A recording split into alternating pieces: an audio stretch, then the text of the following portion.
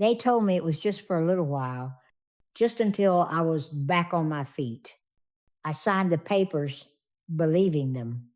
That was my first mistake.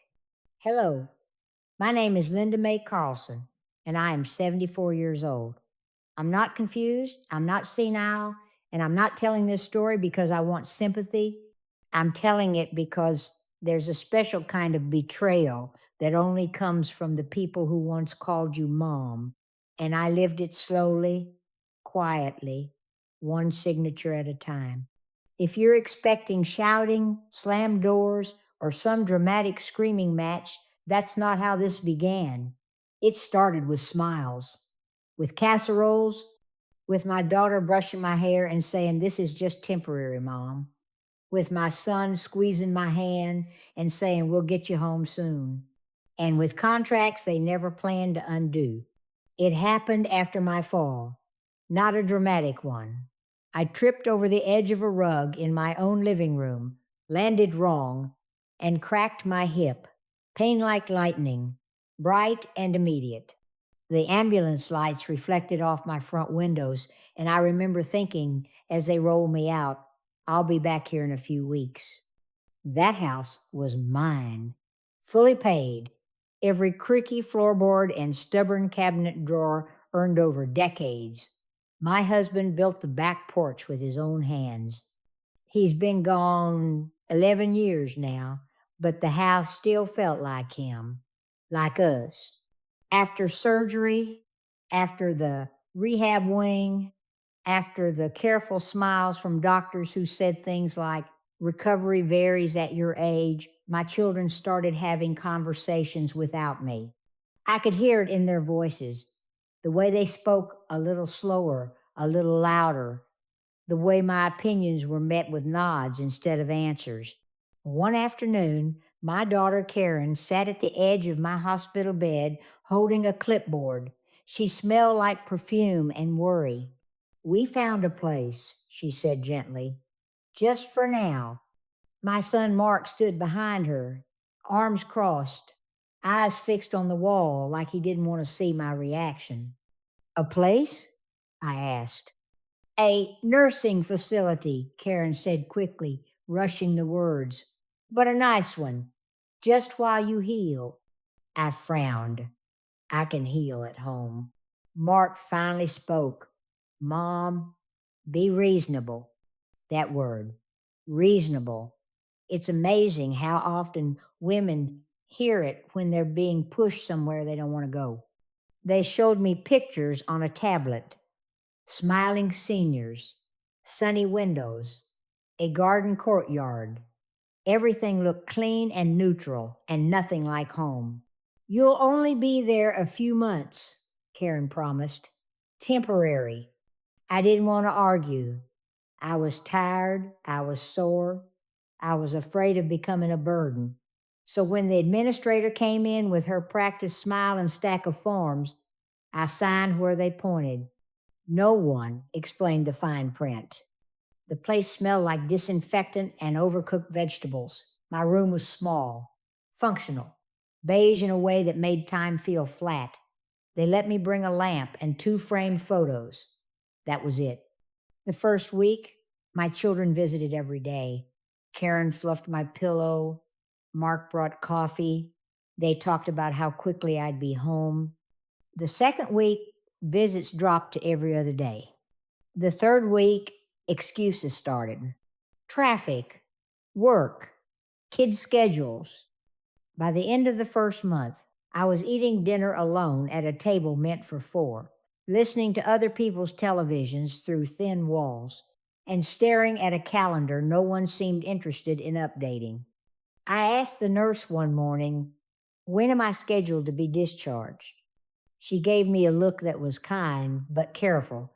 "That depends on your care plan." "My children said this was temporary," I replied. She hesitated. "Just a fraction too long. You might want to speak with the administration." That was the first crack. The administrator smiled when I asked her. Same smile as before, polished, professional. "Your residency agreement doesn't specify an end date," she said. It's an open term contract. My stomach dropped. That can't be right, I said. My children said. She slid a copy of the contract across the desk and tapped a paragraph with her pen. There it was, black ink, my signature. Terms that allowed indefinite stay, financial clauses that linked payment directly to my assets. My house, my hand shook. This was supposed to be short term. She nodded sympathetically. Many families say that. That night, I didn't sleep. I lay in that narrow bed, listening to someone cry down the hall, and wondered how many other people had been told the same thing, how many trusted voices had guided shaky hands across permanent lines. I called Karen the next morning. She didn't answer. I left a message, calm, polite, asking for clarification. Mark texted hours later, "We'll talk soon." Soon never came. Weeks passed. My hip healed. Slowly, but enough. Physical therapy signed off. I could walk unassisted with a cane. I asked again about discharge. That's when the bills started. Statements showing automatic payments from my accounts, large ones, regular ones, payments that required legal authorization. Authorization I hadn't given. I finally got Karen on the phone. She sounded tired, irritated. "Mom," she said, "this place costs money." "I know," I replied. "That's why I didn't agree to stay forever." "You're safer there," she snapped. "Why are you making this difficult?" I swallowed. "I want to go home." There was a pause. Then her voice dropped. "The house is being managed." Managed. By whom? That's when Mark joined the call. "Mom, listen. Selling right now would be complicated. The market." "Selling," I repeated. Silence. Then Karen said it, softly, like it might hurt less. "We already listed it." Something inside me went very still. "You had no right," I said. "We're your children," Mark replied. "We're doing what's best." Best for whom? I hung up and sat there staring at the wall until dinner arrived and went untouched. That night, I asked the nurse for a pen and paper. My hands were steady. That surprised me. I wrote down dates, names, conversations, every detail I could remember. Because here's the thing, no one tells you being old doesn't make you powerless. It just makes people assume you are. The next day, I asked to speak to a social worker, then a patient advocate, then a lawyer whose number I found on a bulletin board in the hallway. The first thing he said to me was, "You're not the first." That helped more than he knew. We reviewed the contract. My children had co signed as responsible parties. They'd positioned themselves as decision makers while I was medicated, exhausted, trusting. It wasn't illegal, it was strategic. We moved quietly. I didn't confront them. I let them think I was settling in. Let them believe the routine had won. Meanwhile, I revoked permissions, froze accounts, filed injunctions on the house sale. I recorded conversations, saved messages. When Karen finally came to visit after weeks of silence, I was ready. She sat across from me, arms crossed, already defensive. "I don't understand why you're fighting this," she said.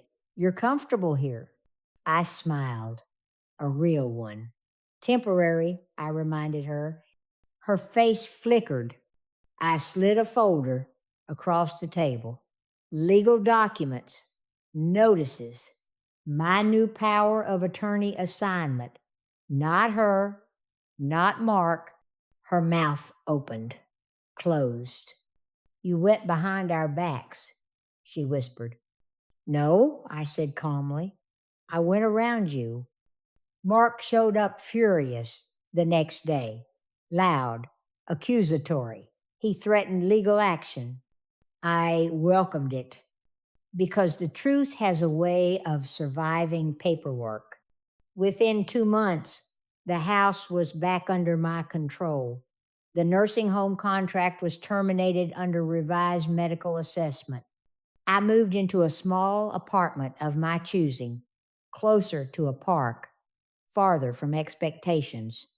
I don't see my children anymore. They say I betrayed them. I say I survived them. Sometimes, late at night, I think about how easily I signed those papers, how much trust fit into one pen stroke. They said the nursing home was temporary. They were wrong. What was temporary was their access to my life.